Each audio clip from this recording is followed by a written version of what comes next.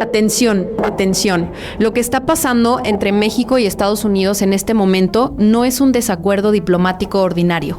No es la fricción normal entre dos países vecinos que tienen intereses distintos en algunos temas. Es algo más profundo, más estructural, más cargado de historia y de consecuencias de largo plazo, que lo que los noticieros están describiéndote. Hay dos crisis que colisionaron en el mismo momento político, y esa colisión está redefiniendo los términos de la relación bilateral de una manera que no se va a deshacer cuando baje la temperatura mediática y los noticieros encuentren la siguiente historia. La primera, la muerte de 2 agentes de la CIA en las remotas sierras de Chihuahua durante un operativo en el que el gobierno federal mexicano afirma que no sabía que estaban ahí, sin notificación, sin coordinación, sin la más mínima comunicación de que agentes de inteligencia de otro gobierno estaban actuando en territorio mexicano. La segunda, el Departamento de Justicia de Estados Unidos presentó cargos formales de narcotráfico contra 10 funcionarios mexicanos, entre ellos el gobernador de Sinaloa, Rubén Rocha Moya, un senador de la República y el alcalde de Culiacán. En un anuncio que el Tribunal Federal del Distrito Sur de Nueva York, el mismo que procesó al Chapo Guzmán, convirtió en un evento de máxima visibilidad mediática. Todos del partido gobernante Morena, todos acusados de conspirar con el cártel de Sinaloa para traficar drogas a Estados Unidos. Y la presidenta Claudia Sheinbaum respondió con una claridad que muy pocos líderes del mundo se atreven a usar frente a Washington. Dijo que México actuará únicamente bajo su propio marco legal, que no va a permitir la intromisión de un gobierno extranjero en las decisiones que le competen exclusivamente al pueblo mexicano, que si las acusaciones no vienen acompañadas de evidencia sólida, es evidente que el objetivo es político. Eso no es retórica, es una declaración de principios en un momento donde la presión de Washington está en su nivel más alto desde que Trump regresó a la Casa Blanca. El episodio de Chihuahua tiene que entenderse con la atención que merece porque condensa en un solo evento la tensión central de toda esta crisis. 2 agentes de la CIA murieron en un accidente automovilístico en las remotas sierras del estado durante lo que se describió como un operativo contra laboratorios de drogas sintéticas. La versión que circuló primero fue la más simple: tragedia, cooperación bilateral, lamentable fin de la historia. Pero Sheinbaum dijo algo en su conferencia matutina que cambió completamente la dimensión del episodio. Su gobierno no estaba enterado de la presencia de esos agentes en el operativo. No hubo coordinación, no hubo autorización, no hubo notificación al gobierno federal de que agentes de la CIA estaban actuando en territorio mexicano, y agregó que la presencia de agentes de la CIA en operativos en México es un tema de soberanía y seguridad nacional porque está expresamente prohibida bajo el marco constitucional mexicano. Eso convierte el accidente en algo más que una tragedia. Convierte el accidente en evidencia de que hay operaciones de inteligencia extranjera ejecutándose en México sin que el gobierno federal lo sepa o lo autorice. Eso no es cooperación, eso es penetración. Es exactamente el tipo de comportamiento que Washington ha ejercido durante más de un siglo en América Latina bajo distintos pretextos y que en cada década produce la misma fricción con los gobiernos que se niegan a aceptarlo como normal. La reacción de la Casa Blanca ante la postura de Sheinbaum es en sí misma un dato analítico que dice tanto sobre la dinámica de poder en esta relación como la postura misma de México. En lugar de reconocer que sus propios agentes estaban operando sin autorización en territorio de un país soberano, Washington exigió más empatía de la presidenta mexicana para con los agentes caídos. Es la lógica del poderoso cuando lo atrapan en una posición incómoda. En lugar de reconocer la infracción, atacar emocionalmente a quien la señaló. Convertir al que señala el problema en el problema. Le pide sentimientos, le pide compasión, le pide que el debate sobre si la operación era legal quede subordinado a la narrativa del sacrificio de los agentes. Sheinbaum no cedió, mantuvo la postura, envió una nota diplomática, exigió explicaciones y en el lenguaje de la política internacional, eso es una declaración de que México no va a agachar la cabeza simplemente porque Washington levante la voz. Pero justo cuando la crisis de Chihuahua estaba en su punto más alto, llegó el segundo golpe. Las acusaciones del Departamento de Justicia contra los 10 funcionarios mexicanos no cayeron en un vacío, cayeron en un contexto específico que cualquier análisis serio tiene que tomar en cuenta. 7 días antes de que se publicaran los cargos, el embajador estadounidense visitó Sinaloa en el marco de una inversión de una empresa fabricante de metanol y aprovechó para pronunciar un discurso sobre la epidemia de corrupción gubernamental en México, vinculando el tema a la renegociación del tratado comercial que ambos países están negociando. 7 días después, los cargos. Ese timing no es accidental. Nada en la política internacional de este nivel y de este calibre ocurre por casualidad de coordinación. Nada. Hay decisiones sobre cuándo se anuncian las acusaciones, en qué foro, a qué hora, con qué framing mediático. Todas esas decisiones tienen consecuencias calculadas sobre la narrativa pública, sobre el ciclo noticioso y sobre la política interna del país donde viven los acusados. Primero la advertencia pública con testigos y cámaras, luego la acción judicial, luego la presión para extraditar. Todo en el contexto de una renegociación comercial del TEMEC, donde los términos que cada parte logre van a tener consecuencias económicas directas para millones de trabajadores en ambos países durante años. Es la aplicación coordinada del poder económico y el poder político para disciplinar a un Estado que no obedece con suficiente velocidad y en los términos que le convienen a quien presiona. Sheinbaum respondió con la misma estructura que usó para el episodio de Chihuahua: principios claros, procedimientos correctos, sin doblar la rodilla. Dijo que la Fiscalía General de la República revisará las solicitudes de detención con fines de extradición y actuará solo si considera que hay evidencia suficiente. Dijo que México no va a cubrir a nadie que haya cometido un delito porque la impunidad no es un principio del gobierno, sino exactamente lo contrario. Pero que cuando las acusaciones llegan sin la evidencia que los tratados exigen, cuando llegan en un momento políticamente conveniente para quien las presenta, cuando llegan sin seguir los canales diplomáticos establecidos, entonces es evidente que el objetivo es político.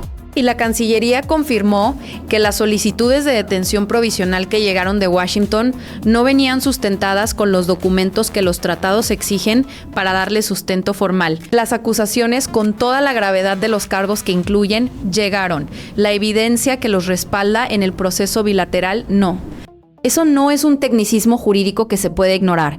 Es la condición que el propio sistema legal que Washington invoca requiere para que un proceso de extradición no sea simplemente un instrumento de presión política disfrazado de cooperación judicial.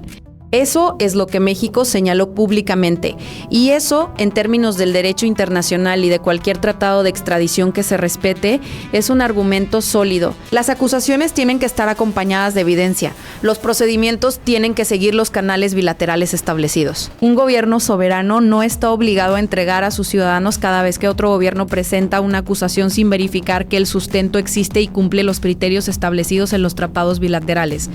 Si lo hiciera sin ese proceso, no sería un Estado soberano ejerciendo su función. Sería un protectorado que delegó sus decisiones de justicia al que tiene más poder y que por lo tanto aplica la justicia del poderoso y no la suya propia. El momento en que las acusaciones se presentaron no puede separarse del ciclo político mexicano que está tomando forma. Las elecciones intermedias de 2027 se acercan. Hay 17 gubernaturas en juego en esas elecciones. Eso convierte las acusaciones contra un gobernador morenista en un activo político para la oposición que ninguna campaña interna podría fabricar con la credibilidad que le da venir del sistema judicial de los Estados Unidos. La oposición necesita munición contra Morena. Acusaciones del Departamento de Justicia de Estados Unidos contra un gobernador, un senador y un alcalde del partido gobernante a poco más de un año de esas elecciones no son solo un asunto judicial. Son material político de primera línea. La pregunta que Sheinbaum formuló públicamente y que los analistas que siguen este caso sin agenda están haciendo también es: ¿por qué ahora? ¿Por qué justo en este momento en que se renegocia el TEMEC? ¿Por qué justo cuando México ha estado afirmando su soberanía en el tema de la CIA en Chihuahua? ¿Por qué cuando las elecciones intermedias empiezan a calentar motores? El timing habla, y lo que dice no es simplemente que Washington encontró evidencia que no tenía antes. Lo que dice es que Washington encontró el momento políticamente óptimo para usar la evidencia que tenía, o que afirma tener, en el contexto específico donde produce el mayor impacto sobre la política interna mexicana. Hay algo más que necesita ser dicho sobre el narcotráfico como elemento de esta crisis, porque si no se dice, el análisis queda incompleto. El negocio de las drogas que Washington usa como justificación para su presión sobre México no existe en un vacío. Los cárteles mexicanos tienen la escala que tienen porque hay un mercado de consumo masivo en territorio estadounidense, decenas de millones de consumidores regulares de sustancias ilegales, que los financia con una cantidad de dinero que ninguna operación policial o militar puede interrumpir sin atacar primero ese lado de la ecuación. Las armas con que operan los cárteles vienen en su gran mayoría de fabricantes estadounidenses que cruzan la frontera hacia el sur. El dinero del narcotráfico se lava en parte en sistemas financieros que operan con regulaciones que no incomodan demasiado a los grandes flujos de capital. Si Washington quisiera realmente atacar el problema estructural del narcotráfico, la estrategia comenzaría con una conversación honesta sobre la demanda interna, sobre el tráfico de armas hacia el sur y sobre el lavado de dinero en su propio sistema financiero. No empieza con una lista de acusados en el sistema judicial del Distrito Sur de Nueva York. Lo que empieza con esas acusaciones es otra cosa, la construcción de un argumento político que justifica mayor injerencia en los asuntos internos de México bajo el paraguas de la cooperación antidrogas. La postura de Sheinbaum frente a toda esta presión acumulada tiene una consistencia que merece ser reconocida independientemente de cualquier posición política. Cabeza fría, repite. Eso no significa pasividad, significa estrategia. Significa no reaccionar emocionalmente a cada provocación de la manera que el provocador espera y diseñó.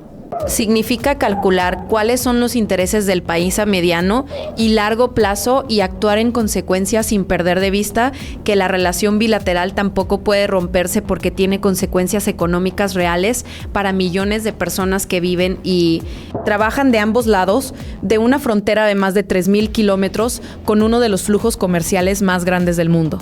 Ese equilibrio entre firmeza y pragmatismo, entre defender la soberanía de manera que tenga consecuencias reales y mantener la cooperación donde la cooperación es genuinamente bilateral y no una relación de subordinación disfrazada de asociación.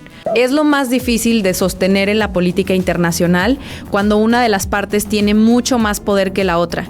Y es lo que Sheinbaum está intentando sostener en un momento donde la presión es máxima y donde cada declaración que hace produce reacciones inmediatas en Washington y en los mercados. El dilema concreto que las acusaciones del Departamento de Justicia le plantean al gobierno mexicano es real, está diseñado para hacerlo y no tiene salida limpia independientemente del movimiento que se elija. Si procede a la detención y extradición de los funcionarios de su propio partido, sin verificar que la evidencia cumple los estándares que el propio tratado de extradición exige, pierde legitimidad ante su base política y establece el precedente de que México entrega a sus ciudadanos cada vez que Washington presenta una acusación, independientemente de su sustento. Si no los entrega, es acusada públicamente de encubrir la corrupción. Es un tablero diseñado para que el jugador con menos poder quede en jaque independientemente del movimiento que haga. Pero reconocer que el tablero está diseñado así, con esa simetría deliberada incorporada en cada pieza, no significa aceptar que no hay manera de jugar en él con dignidad.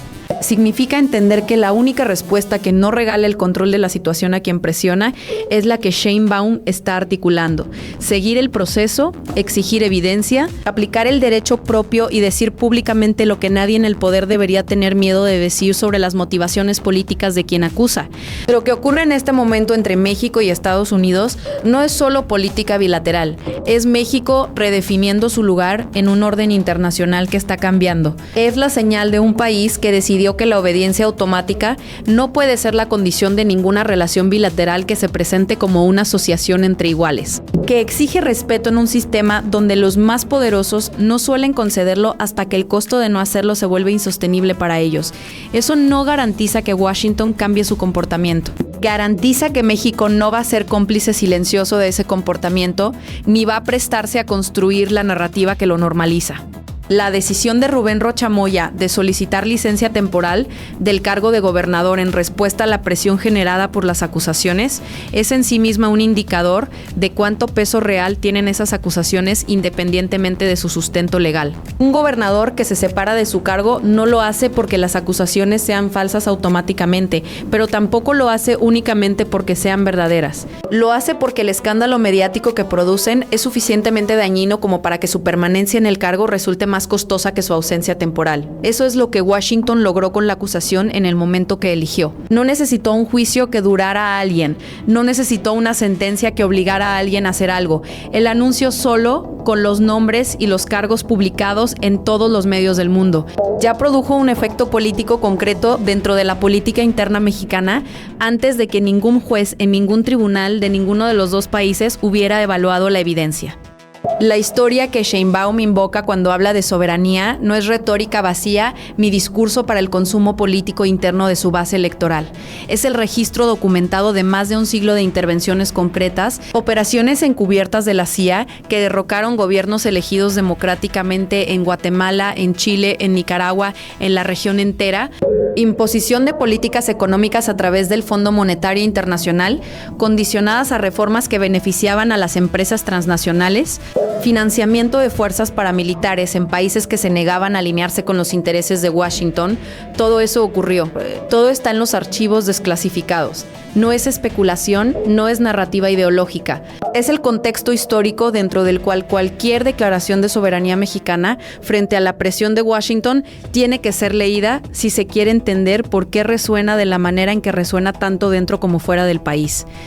Lo que Sheinbaum está haciendo en este momento no tiene equivalente reciente en la historia de las relaciones bilaterales. No hay un gobierno mexicano anterior que haya nombrado públicamente, de manera tan directa y sostenida, la posibilidad de que las acciones de Washington tengan motivaciones políticas más allá de las que declaran. Eso tiene un costo, el costo de ser atacado públicamente por la administración de la potencia más poderosa del mundo, el costo de que esa narrativa de confrontación sea usada por la oposición interna, el costo de la incertidumbre que genera en los mercados cualquier episodio de tensión bilateral de este calibre. Sheinbaum elige pagar esos costos a cambio de no pagar el costo mayor que tiene ceder. El de establecer que México entrega lo que Washington pide cuando Washington lo pide, sin verificar evidencia, sin seguir proceso, sin ejercer su propia soberanía como el principio constitucional que es, y no como un concepto decorativo que se invoca en los discursos y se abandona en la práctica. Algunos especialistas en relaciones internacionales señalan que la acusación contra el gobernador de Sinaloa representa un salto cualitativo en la estrategia de Washington hacia México que no tiene precedente en la relación bilateral reciente. No porque las acusaciones contra funcionarios sean nuevas, sino porque la simultaneidad de múltiples frentes de presión, los agentes de la CIA en Chihuahua, las acusaciones contra 10 funcionarios, la renegociación del TEMEC como telón de fondo, sugiere una estrategia coordinada que va más allá de la cooperación antidrogas. Lo que esos especialistas no dicen, porque nadie con acceso a las fuentes va a decirlo directamente, es que esa estrategia coordinada tiene un objetivo político que trasciende el narcotráfico: redefinir los términos de la relación bilateral en un momento donde México está afirmando su soberanía con más contundencia que en las últimas décadas.